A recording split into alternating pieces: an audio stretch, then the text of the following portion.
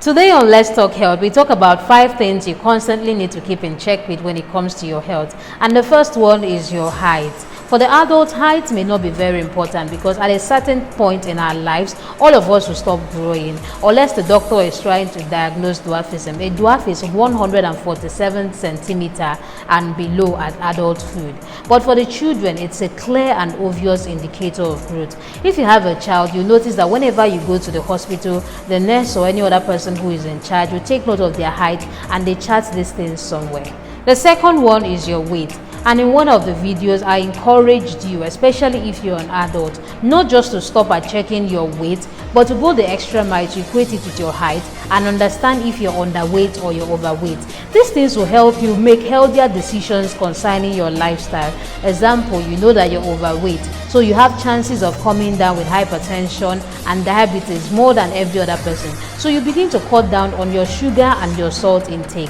One interesting fact about weight is, if you have a baby and she was 3 kg at birth, it's expected that by 6 months that child should have doubled her birth weight. So she should be like 6 kg. And by 1 year, she should have tripled her birth weight. That's about 9 kg. Now you have a child and she was 3 kg at birth. At 1 year, that child is still 5.5 kg. You see that there is serious cause for alarm and you need to up your game with feeding that child.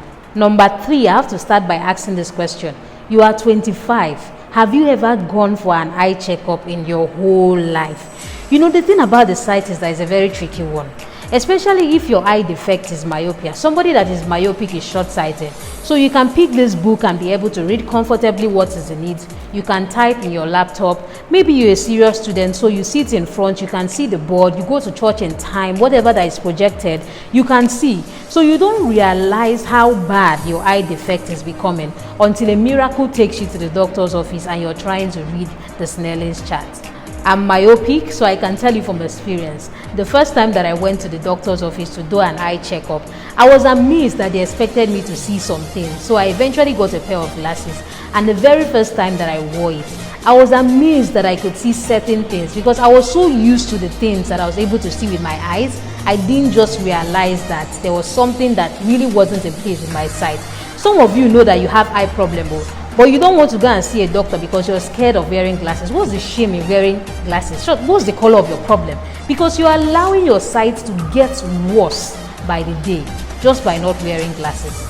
Number 4 is your blood sugar, and this is particularly important if you have a positive family history of diabetes, because diabetes runs in families. Many of us go about thinking that most of the amputees that we see today lost their limbs to a motor accident or something like that. But can I tell you something today? Diabetes is one of the leading causes of amputation worldwide, not just in Nigeria. But with early detection and expert management, it's a very preventable complication of diabetes. Checking your blood sugar is just like 500 in some pharmacies. So try to check these things. Even if it's once a year, that's a fair start.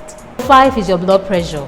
You see, we don't call hypertension a silent killer just because we want to give it a fancy name, but because you can be hypertensive for 3 years and you won't even have one symptom. And so for 3 years, the high blood pressure is destroying some of your organs and your blood vessels without mercy.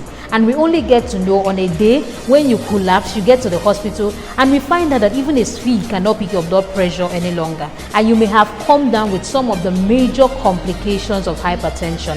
All of us must be very careful.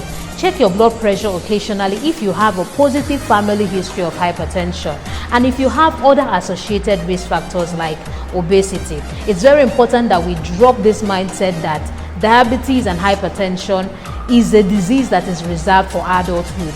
We need to know that children are becoming diabetic increasingly of late and that children can also be hypertensive. This is a very important message to our Nigerian youth, especially the young men who go about thinking that you can beat or slap anybody at the slightest provocation.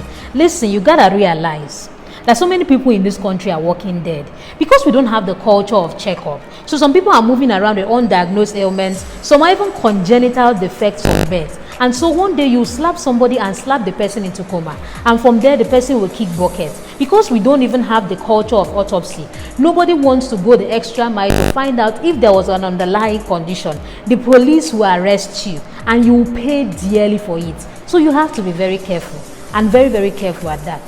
Thank you for joining me today. Don't forget to like, to comment, and to share this post. And it's also very important to me that after today, you find a way to check these 5 things that I mentioned today. Don't forget to subscribe to my YouTube channel. God bless you. Have a nice day.